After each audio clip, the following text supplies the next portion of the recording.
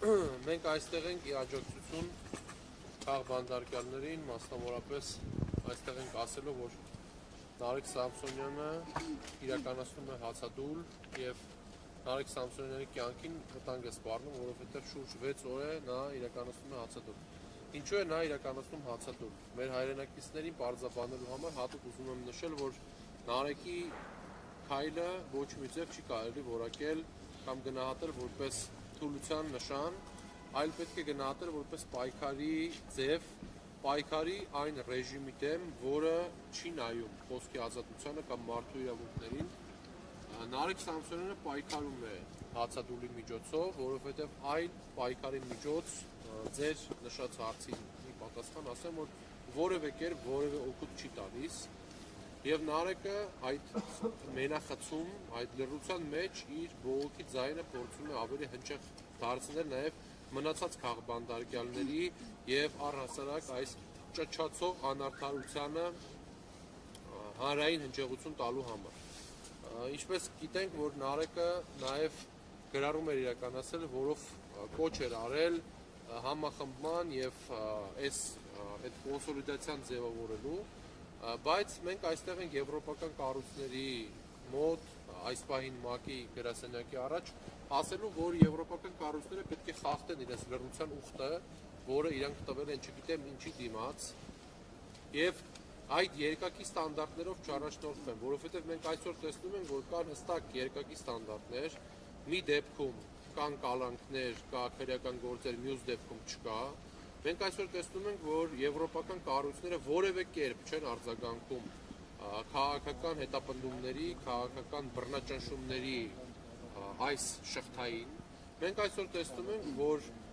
որևէ դեսպան, որևէ պատկան մարմնի ներկայացուցիչ, որոնք ներկայանում են որպես ուրեմն մարդու իրավունքների, խոսքի ազատության եւ ժողովրդավարության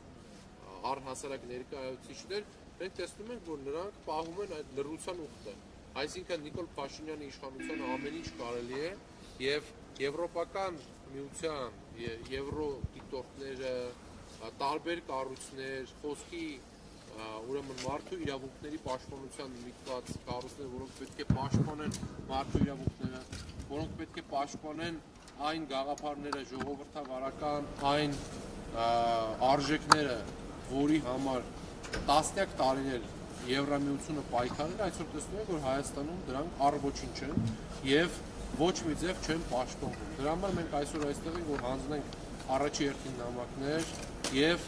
ասենք, որ մեր քաղբանդարկյալների համար այո, մենք էլ փողոցում ենք պայքարում եւ Նարեկի պայքարը նա միայնակ չի տանում։ Մենք այստեղ նրա կողքին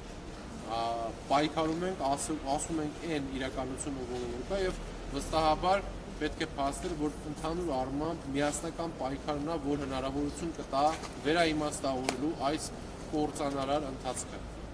Հայաստանում կան քաղաքական բանտարկյալներ եւ քաղաքական բանտարկյալների շերտը այնքան բազմազան է, այսինքն կան գործարարներ, կան հոգեվորականներ, կան մեդիա գործիչներ, կան երիտասարդներ, կան քաղաքական հասարակական գործիչներ, ովքեր կալանավորված են բացարձակապես քաղաքական մոծիկներով։ Նարեկ Սամսոնյանը դատարանի դահլիճից կարճ խոսքով ընդդիմադիրներին իրենց պայքարի կոչանել։ Ինչ եք տեսնում այս պահին կա այդ պայքարի կոչացում։ Ես ընդհանուր ընդդիմության մասին չեմ կարող գնահատական կամ խոս ասել։ Ես կարող եմ խոսել հանրապետական կուսակցության մասին, հանրապետական կուսակցությունը 2018 թվականից ի վեր եւ նաեւ միակ ընդդիմադիր կուսակցությունները այդ ժամանակ եւս պայքարի խրամատը չի լքել եւ մինչ օրս ինչպես տեսնում եք այսօր փողոցում չնայելով եղանակային պայմաններին կամ այլ ինչ որ պատճառներ չպտրելով մենք փողոցում իրականացնում ենք ակցիաներ, չենք լռում եւ հանրապետականները մշտապես պայքարի խրամատում են բարձրաձայնում են բոլոր այն խնդիրները, որոնց մասին մենք թեկուզ այս պահին լուծում չենք կարող տալ, բայց մենք բարձրաձայնում եւ մեր հարտակները, մեր լծակները մենք ունենք միջազգային մեր գործընկերների շփման հարտակներում օգտագործում ենք արդյունավետությունը, իհարկե այս պահի դրությամբ մենք տեսնում ենք, որ արդյունավետ չի, այսինքն մեր միջազգային գործընկերները, Եվրամիության ներկայացուցիչները ոչ բոլորն են իրականացնում այն քայլերը, որոնց համար ստեղծվել են այն կառույցները, որոնցում նրանք աշխատում են։ Բայց իհարկե ոչ բոլորի մասին է պետք այս գնահատականները տալ, կան կառույցներ, որոնք արձագանքել են, կան կառույցներ, որոնք գնահատականներ են տվել,